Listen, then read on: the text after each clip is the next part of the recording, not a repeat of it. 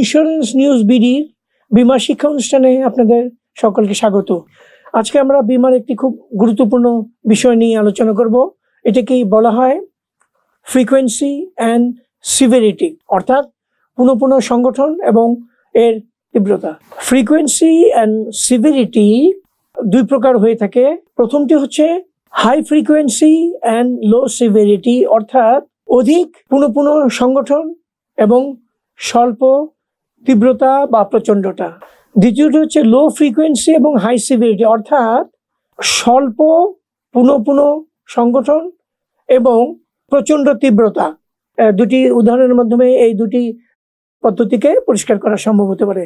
প্রথম উদাহরণটি হচ্ছে হাই ফ্রিকোয়েন্সি এবং লো সিভিরিটি, যেটাকে বলা হয় অধিক পুনঃ সংগঠন এবং স্বল্প তীব্রতা বা প্রচণ্ডতা। এটার একটি উদাহরণ হচ্ছে আমরা প্রতিদিন রাস্তায় বা সড়কে গাড়ি বা যানবাহন সংক্রান্ত অনেক দুর্ঘটনার সংবাদ বা খবর পেয়ে থাকি।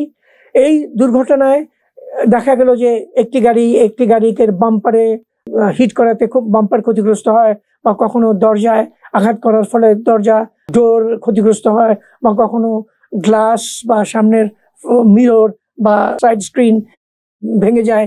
এগুলা প্রতিনিয়ত বা অহরহ পৃথিবীর সর্বত্র প্রতিটি দেশে রাস্তা বা সড়কে এই দুর্ঘটনাগুলি ঘটে থাকে।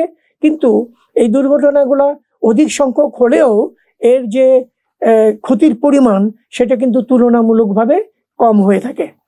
অন্যদিকে দ্বিতীয় যে ব্যাপারটি রয়েছে, যেমন লো সিভিরিটি অ্যান্ড হাই ফ্রিকোয়েন্সি, অর্থাৎ স্বল্প পুনঃ সংগঠন এবং প্রচণ্ড তীব্রতা। এটি আমরা একটি উদাহরণের মাধ্যমে ব্যাখ্যা করতে পারবো। যেমন আমরা মনে করি যে একটি মিল বা ফ্যাক্টরি অগ্নিবীমার দ্বারা আবৃত আছে। এখন এই মিল বা ফ্যাক্টরি যেরকম রাস্তা সড়কে প্রতিদিন ছোটখাটো দুর্ঘটনা সংঘটিত, সেরকম ভাবে কিন্তু প্রতিদিন কিন্তু ব্যবসা বাণিজ্য বা মিল ফ্যাক্টরিতে আগুন ধরে না। কিন্তু যখন ধরবে তখন কিন্তু এর যে ক্ষতির পরিমাণ বা এর যে তীব্রতা সেটা কিন্তু ওই যে সড়কে যে দুর্ঘটনা ঘটে প্রতিনিয়ত সেই তুলনামূলকভাবে অনেক অধিক ক্ষতি সংঘটিত হয়ে থাকে। তো আশা করি এই দুটো উদাহরণের মাধ্যমে ব্যাপারটি খানিকটা পরিষ্কার করা গেল। আজকে এই পর্যন্তই। আগামীতে অন্য কোনো একটি বিষয় নিয়ে আপনাদের সামনে আবার হাজির হব।